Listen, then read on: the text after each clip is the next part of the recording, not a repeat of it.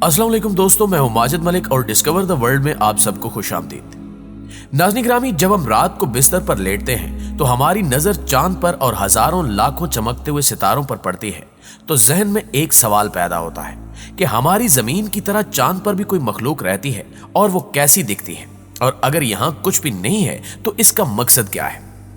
आज की वीडियो में हम यही सब कुछ जानेंगे और मजीद इस मौजू पर भी बात करेंगे कि आज तक चांद पर क्या देखा जा चुका है और यहाँ से कौन सी चीजें दरियाफ्त हो चुकी हैं। तो चलिए आज के मौजू का आगाज करते हैं। दोस्तों, ये तमाम वो सवालात हैं जिनके जवाब ढूंढने के लिए साइंसदान अब तक अरबों डॉलर्स खर्च कर चुके हैं और किसी हद तक कामयाबी भी समेट चुके हैं। ये जानने के लिए सबसे पहले नासा ने चांद पर जाने का फैसला किया, क्योंकि ये चांद ही है जो जमीन के सबसे ज्यादा करीब है।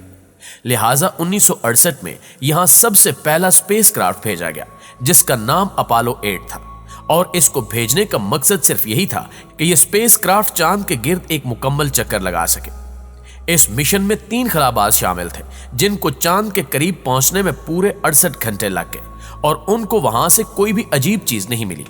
लेकिन ये तीनों खलाबाज वो पहले इंसान थे जिन्होंने सबसे पहले अर्थराइज देखा था।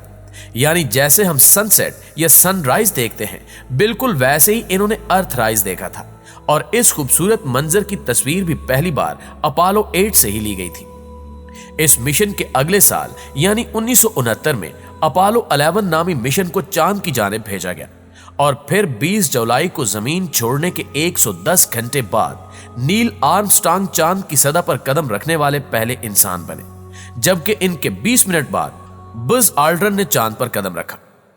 आर्मस्ट्रांग के अल्फाज दुनिया के टीवी पर गूंजे और तारीख में दर्ज हो गए कि एक शख्स का एक छोटा सा कदम इंसानियत की अजीम छलांग थी। इन दोनों अफराद ने चांद पर उतरने वाली गाड़ी से बाहर चांद की फिजा में 2 घंटे से ज्यादा वक्त गुजारा और वहां की सतह से नमूने यकजा किए, जबकि इन्होंने वहां तस्वीर भी ली और कई साइंसी तजुर्बात को भी शुरू कर दिया। चांद की अपनी तलाश को मुकम्मल करने के बाद दोनों अफराद अपनी चांद पर उतरने वाली गाड़ी में बैठकर कामयाबी के साथ कमांड और सर्विसेज वाले मॉड्यूल में दाखिल हो गए। लेकिन नासा का कहना है कि चूंकि चांद पर हवा और ऑक्सीजन बिल्कुल भी नहीं है, इसलिए आज भी वहां इन दोनों खलाबाजों के जूतों के निशान मौजूद हैं।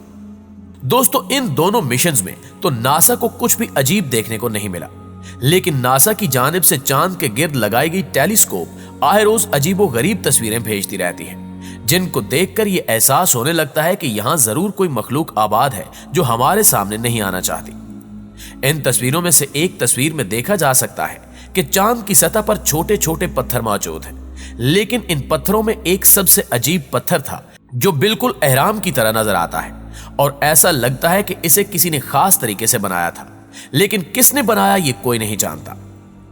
अगर चांद के बाद हम मार्स यानी सुर्ख स्यारे की बात करें तो 1877 में इटली के एक माहिर फल्कियात गियोवानी शियापेरेल ने यह मालूमात दी कि यह सुर्ख स्यारा अपने गिर्द कुछ लाइनें रखता है, और इस माहिर ने इन लाइनों को किनाली का नाम दिया। ताहम वो ये समझ नहीं सका कि यह स्यारे की मखलूक की जिंदगी के हवाले से भी हो सकती है। मगर वक्त गुजरने के साथ साथ जैसे ये लफ्ज मशहूर हुआ तो इसे केनाल के तौर पर लिया जाने लगा, और लोग कहते हैं कि अगर यहां कुछ नहरें हैं तो कोई मखलूक जरूर होगी जिसने इन्हें खोदा होगा। इस हवाले से कुछ माहिरीन का ख्याल है कि ये लाइनें अजीम स्यारे के गिर्द पानी की लहरों का एक सिस्टम हो सकता है, और इस सिस्टम के बारे में ख्याल किया गया कि हो सकता है कि मरीख पर गैर जमीनी मखलूक रहती हो, और यह भी हो सकता है कि ये मखलूक इंतहाई माहिर इंजीनियर्स भी हों, क्योंकि जमीन पर स्विज नहर बनाने में इंसानों को 10 साल लगे थे। ताहम मरीख की मखलूक को यह सब कुछ मुकम्मल करने में इंसानों से कम वक्त लगा होगा। प्यारे दोस्तों, 1894 में एक माहिर फल्कियात ने इस नजरिए को मजीद फैलाया कि मरीख पर नहरें हैं, और लोवेल ने भी नहरों को अपनी टेलीस्कोप के जरिए देखा था।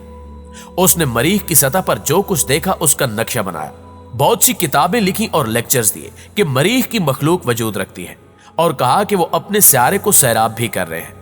लेकिन साइंसदान बहुत जल्द इस बात तक पहुंच गए कि मरीख पर कोई जिंदगी वजूद रखती है या नहीं।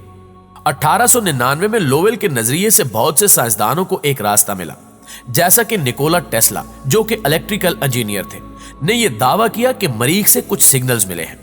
लिहाजा इन सिग्नल्स को मद्देनजर रखते हुए उसने अपने ट्रांसमीटर से बहुत तजुर्बात किए, जबकि ऐसा इसने कोलोरेडो की बुलंद चट्टानों पर किया, जहां मुबैना तौर पर उसने एक पैगाम वसूल किया।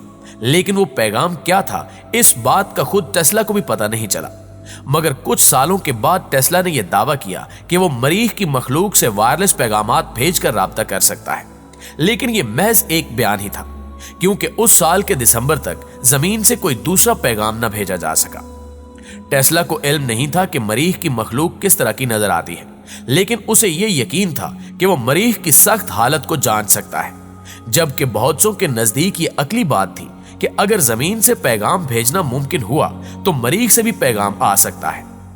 इसके बाद 1909 में मरीख पर किसी भी जिंदगी से राब्ते की बहुत सी कोशिशें की गईं और इस हवाले से एक माहिर फल्कियात ने रोशनी के सिग्नल्स की एक ताकतवर सीरीज भी भेजने की कोशिश की, जो कि 50 बड़े शीशों से पैदा किए गए थे और कई सालों तक मरीख तक भेजे जाते रहे। माहिर फल्कियात का कहना था कि हम ये ख्याल कर सकते हैं कि अगर वहां कोई मखलूक है तो वो भी हम इंसानों की तरह टेलीस्कोप जैसी आंखें या कुछ और रखती होगी, जैसा कि हम जमीन पर टेलीस्कोप रखते हैं। माहिर फल्कियात ने यह सब जांचने के लिए $10 मिलियन का खर्च बताया, लेकिन किसी ने उसे फंडिंग करने की तरफ तवज्जो नहीं दी। एक माहिर फल्कियात प्रोफेसर डेविड टार्ड ने ख्याल किया कि अगर गर्म हवा के बड़े गुब्बारे 50,000 फुट तक भेजे जाएं तो मरीख से पैगामात हासिल किए जा सकते हैं। टार्ड ने कहा कि अगर मरीख पर मखलूक है तो वो भी हमसे राब्ता करने के लिए कोशिश कर रही होगी, लिहाजा ये सोचकर इसने अपना तजुर्बा किया, लेकिन इसके गर्म हवा के गुब्बारे सिर्फ 5,000 फुट तक ही जा सके और इस तरह इसकी ये कोशिश अधूरी रह गई। अक्टूबर को लंदन से ताल्लुक रखने वाले वकील ने मरीख तक टेलीग्राम सिग्नल भेजने की कोशिश की, जो कि 35,000 मिलियन मील दूर था। डॉक्टर मेन्सफील्ड को यकीन था कि इसका पैगाम मरीख की मखलूक को मिल गया है, क्योंकि वो अपने 2 सालों में जमीन के करीब तरीन था। इसके अलावा मेन्सफील्ड ने दावा किया कि इसने टेलीपैथी के जरिए एक मरीख की खातून से बात भी की है और यह भी बताया कि मरीख की मखलूक इलेक्ट्रिक हवाई जहाज इस्तेमाल करती है और इलेक्ट्रिक दख्तों के फल खाती है। मेन्सफील्ड ने लंदन की सेंट्रल टेलीग्राफ ऑफिस के जरिए मरीख की खातून को पैगाम भेजने की कोशिश की और ऐसा रग्बी टावर के जरिए किया गया, जो दुनिया का ताकतवर तरीन वायरलेस स्टेशन था। टेलीग्राफ दफ्तर के अमले ने कहा कि इन्होंने कुछ नहीं सुना, लेकिन मेन्सफील्ड ने दावा किया कि इसने टेलीपैथी के जरिए पैगाम सुन लिया है। मेन्सफील्ड ने कहा कि मरीख की मखलूक भी हमारे पैगामात लेने के लिए बैठी हुई है और वो हमारे साइंसदानों पर हंसती है। उस दौर के माहिरीन फल्कियात के नजरियात कुछ हकीकी नहीं थे, लेकिन इन नजरियात ने नौजवान नस्ल में एक तजस्सुस जरूर पैदा किया कि मरीख की मखलूक का पता चलाया जाए। 1976 में नासा ने मरीख पर एक तहकीक की और यह जानने की कोशिश की कि क्या वाकई मरीख पर जिंदगी के कोई आसार हैं। इन्होंने 2 आलात मरीख की सतह पर उतारे और इस तरह के मेटाबॉलिक तजुर्बात की मदद से यह मालूमात मिली कि इस सुर्ख सियारे पर जिंदगी के कुछ आसार हो सकते हैं और वो मरीख की मिट्टी का सैंपल लेने में कामयाब हो गए। तहम ये नतायज आज तक मुतनाज़ हैं। इसी तरह 2012 में एक तहकीक से यह भी पता चला कि इस सुर्ख सियारे पर पहाड़ भी हैं और ये पहाड़ वक्त के साथ साथ कई सालों में वजूद में आए, जिनको बनने में पानी और हवा ने मदद दी होगी। जी तो मुअज़्ज़िज़ दोस्तों, ये थी हमारी आज की वीडियो। आप दोस्तों की राय इस हवाले से क्या कहती है, कमेंट करके हमारे साथ शेयर जरूर कीजिएगा। इंशाअल्लाह आपसे मुलाकात होती है अगली वीडियो में। तब तक अपना और अपने प्यारों का ढेर सारा ख्याल रखिए। अल्लाह निगहबान।